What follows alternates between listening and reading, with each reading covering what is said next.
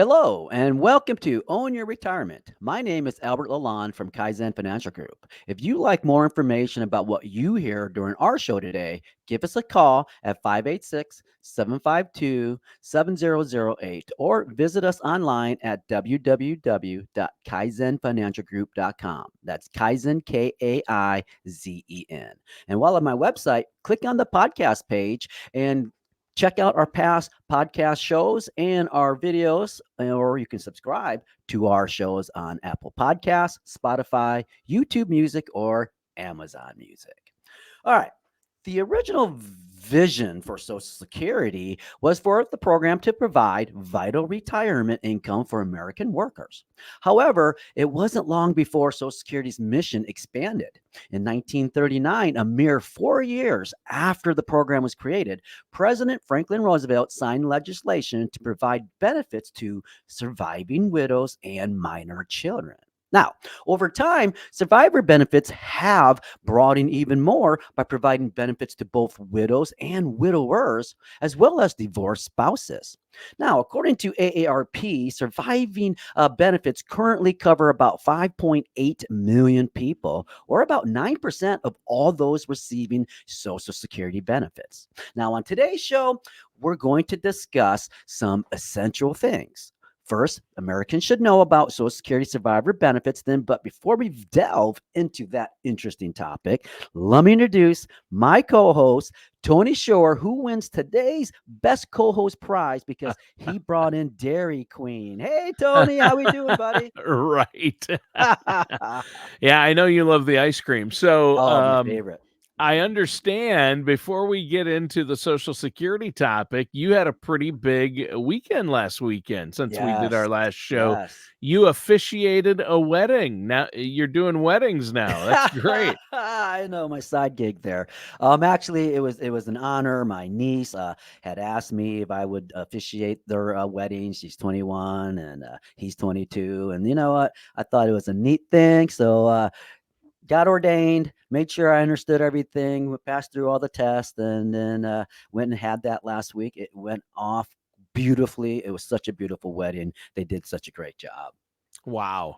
Wow. That's really neat, Albert. I think that's amazing that you Yeah, did that. That's a lot of fun right expanding there. my horizon, Tony. You never Yeah. know. I got to look at new hobbies or things to do when I retire. Well, So, you're a renaissance man. I mean, you're a financial advisor, you're officiating weddings. I love it. My weekend yes. was boring compared to that, but I got a lot done. I went to Omaha. Oh, My okay. aunt and uncle, I have family there and friends, and your friend and mine, Bill Altman, lives Altman. there, and I went and Ah, saw Bill. yes. Bill, another Nice. financial guru there in Omaha. Spent some time Mm-hmm. with him. So, but otherwise, I'm excited about this because usually our most popular shows, Albert, that we do are when we talk about Social Security because it can get complicated and there's a lot Yes. to know here. And, Yes. it's an important one. Social Security is one of the things, we probably talk about most often because it's the foundation of Mm-hmm. retirement income planning and it's a complex program. So let's dig into some of the specifics today. Yeah, I mean, folks, there's like 567 different ways that you can file for Social Security benefits. It's tremendous. Wow. And so, regarding to an AARP article, Social Security survivor benefits, 10 things spouses need to know is important here, because it offers up some information that I think will be very useful for our conversation today, Tony.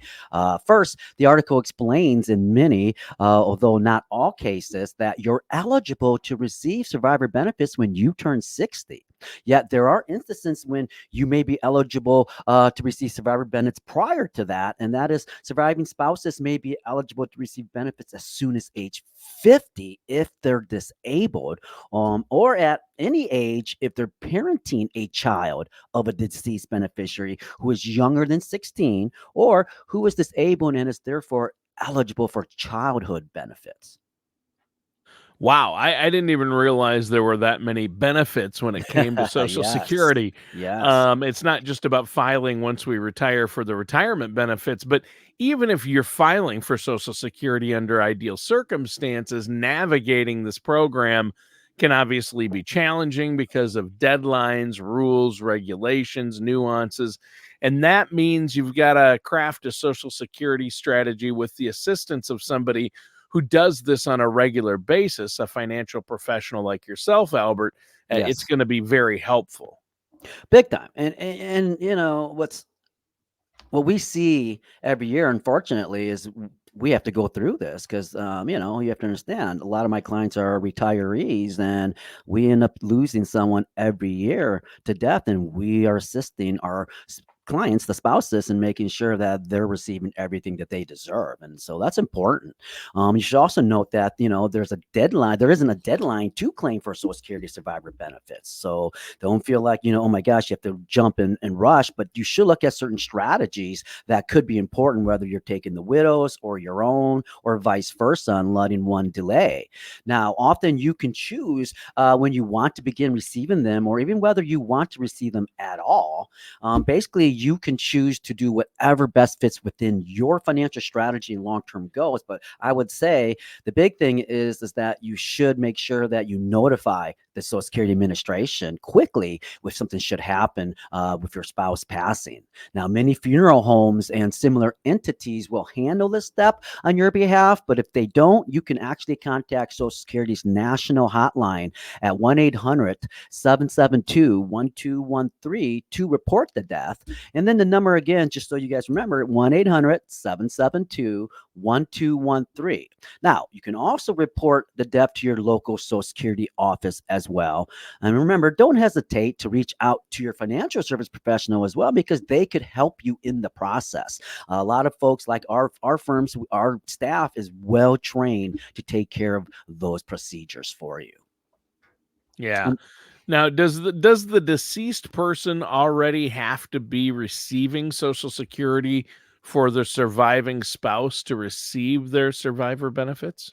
That's a great question, Tony. And you may begin actually collecting Social Security survivor benefits even if your spouse hadn't filed for their benefits before they passed away. So the answer is you can receive it there if they didn't file. And in fact, in this situation, survivor benefits would generally be calculated using the amount they passed away, or I'm saying what would have been, I'm saying, for that late spouse full retirement benefit, which is usually the amount that they would have received if they waited until their full retirement age to file for Social Security. Hmm. Now, you have to also understand that presently the full retirement age is 66 for people born between 1943 and 1954. And gradually it rises until 67 for those born in later years. Now, let's say the deceased spouse had passed their full retirement age without filing for Social Security, then the corresponding survivor benefit would reflect the delayed filing credits the deceased spouse would have received, Tony. Oh, okay. So you get the delayed benefits. It Hmm. increases because it increases the longer you wait up until age 70, right? Yes. Yeah. Yes.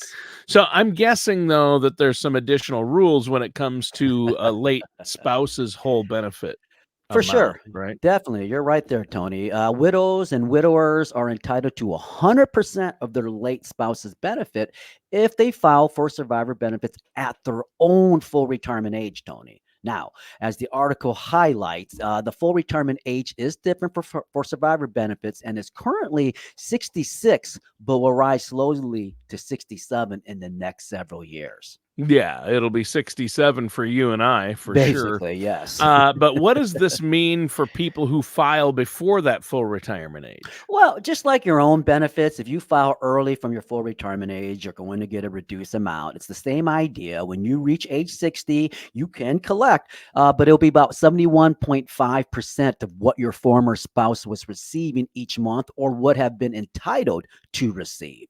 Now, from there, the percentages rises in stages for every month you delay, Tony, filing until your own full retirement age. Now, don't forget, though, that any reduction you see for taking early benefit, it's permanent.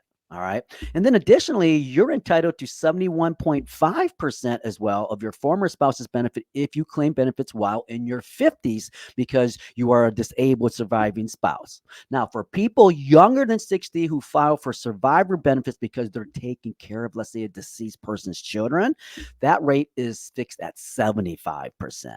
Now, because these percentages differ significantly based on your choices, I strongly recommend working with the financial service professional to make sure you're picking the right strategies. Yeah, and speaking of that, Albert, how can our listeners out there set up a consultation? I know there's a no charge, no obligation Mhm. consultation they can have with you and your staff there. Yeah, folks, you guys can check out our website at www.kaizenfinancialgroup.com. That's Kaizen. Or you can give us a call at 586-752-7008 and discuss how we can answer your questions and address your concerns about your Social Security and survivor benefits. Yeah, and you've been highlighting Social Security survivor benefits. You've been talking about eligibility, time Hmm. limits, and the different amounts you may receive based on when you file. So, what do you have for us next on Well, this? let's continue with that AARP article, Social Security survivor benefits, 10 things spouses need to know. What you may, let's say, only apply for survivor benefits at the Social Security office in person or over the phone, but you may also contact Social Security hotline again at 1-800-772-1213. Now, surprisingly, unlike filing for retirement or let's say your disability benefits, there isn't an online application for this one, It's Tony. crazy. I So they know. have online applications to file for regular retirement Benefits, yeah. benefits and But when it disability benefits, but not survivor benefits. You have to do that in person or over the phone. Is Yes, that what you're saying? That's crazy. basically that's what they're doing. That's So, crazy. but and I think maybe that might be okay because then you're talking to someone, you're That's true. emotional at the That's time, and that yep. way you can get some clarity or someone explaining to you what the benefits are rather than just going Sure. online and maybe making a mistake, Tony. So True. I think that's not bad, to be honest. Yeah. Now, Yeah. the article next explains that you can't receive survivor benefits and retirement benefits at the same time. See, if you're eligible for two different Social Security payments, well, both as retiree and let's say a survivor of a retiree, then the Social Security Administration calculates which payment is bigger and then provides you with that one. Hmm. Now, relatedly, if you're in the, let's say, the challenging position of being widowed twice, well, you can't apply for survivor benefits using the earnings of both your former spouses, Tony. All right. It may be nice, but you You got to can't pick do one. that. Correct. The Social Security Administration will provide you with the larger of the two possible payments. And if your own retirement benefit is larger than either of your two possible, let's say, survivor benefit payments, then you get that amount. Hmm. All right. And that's good insight. I mean, I'm not sure I've had it broken down for me like that before, but that's really good. Yeah. Well, here's another interesting little fact here, or quirk, I should say, Tony. You can also switch from one benefit to the other. Hmm. Now, generally, retirement and spousal benefits are governed by a rule called deemed filing. Now, with deemed filing, when you take one benefit, the Social Security Administration considers you to also be claiming the other benefit if you're eligible for both. But that's not the case with survivor benefits, Tony. If you aren't already receiving any Social Security benefits, you can apply for your own benefit and survivor benefits at the same time. And again, you'll receive the larger of the two benefit amounts, but you aren't required to do so, which provides you with a degree of financial flexibility that you and your financial service professional should be discussing and building a strategy around, Tony. Yeah. Well, it sounds like it's getting complicated, so I wouldn't want to I wouldn't want to do any of this without your help, Albert. But give us an example of that scenario you just mentioned. Yeah, good idea, Tony. Well, okay, so let's say your late spouse has made much more money than you did during the lifetime, and then in this situation, you may want to consider filing for Social Security benefit first, so you can have some Social Security income while waiting until your full retirement age, or later to take the full larger survivor benefit. Now, of course, you could also reverse this example, Tony. If your retirement benefit would be bigger, clearly this is an area of the Social Security process that can get a little bit murky. So I suggest going through it with the assistance of a financial services professional. Yeah. Again, that's what you need to do. And in the first segment, I think you briefly mentioned divorce. Tell us Mhm. about divorce benefits and how that fits into all this. Yeah, I mean, the biggest thing to know is that the divorce isn't disqualifying. If you were married to, let's say, someone for at least 10 years before getting a divorce, then you may be entitled to survivor benefits based on your former spouse's earning history after their death. Now, basically, the rules on age and payment amounts for, let's say, a divorced spouse, well, are the same as those for widows and widowers. Mhm. Moreover, claiming those benefits as a surviving ex spouse doesn't affect the benefit amount paid to the widow or widower, or vice versa. For example, if let's say both parties filed for Social Security at their full retirement age, both would receive 100% of the late ex spouse's benefit total. Hmm. Okay. So that's good information, but it does make me think of this question. What happens if you get remarried? Yeah, it's a common mistake a lot of folks happen to perform or do, I should say, because they don't understand the rule. But basically, if you get married again prior to turning 60 or 50, if you're disabled, you're no longer eligible for survivor benefits based on your ex spouse's earning history. But you may regain that eligibility if your latest marriage ends with a death or divorce. Now, remarrying after either of those, let's say, ages has no impact on your eligibility for survivor benefits based on a previous marriage, Tony. Hmm. Yeah, and I know in certain cases, children may Mm. be entitled to survivor benefits. You alluded to that earlier. What can you tell us about that? Well, that's a big one. Children of a worker who has, let's say, passed away may be eligible for survivor benefits for up to 75% of what their parents was either receiving or would have received from Social Security. Now, as of December 2023, more than 2 million children right now were receiving survivor benefits. Now, eligibility expires upon high school graduation or age 19 years and 2 months, whichever occurs first. And then people who are disabled due to, let's say, a condition or incident that happened prior to age 22 may also qualify for survivor benefits as well. Now, finally, stepchildren who meet any of the criteria we just discussed may also qualify in certain situations. So, when applying, let's say, for your Social Security survivor benefits for a child, you must provide proof of the relationship to the deceased. A birth certificate or adoption record is usually enough, Tony. Hmm. Yeah, that's good. I think that's really important. And again, listeners, uh, pick up the phone and give Albert a call at Kaizen Financial Group. It's 586-752-7008. Great show so far.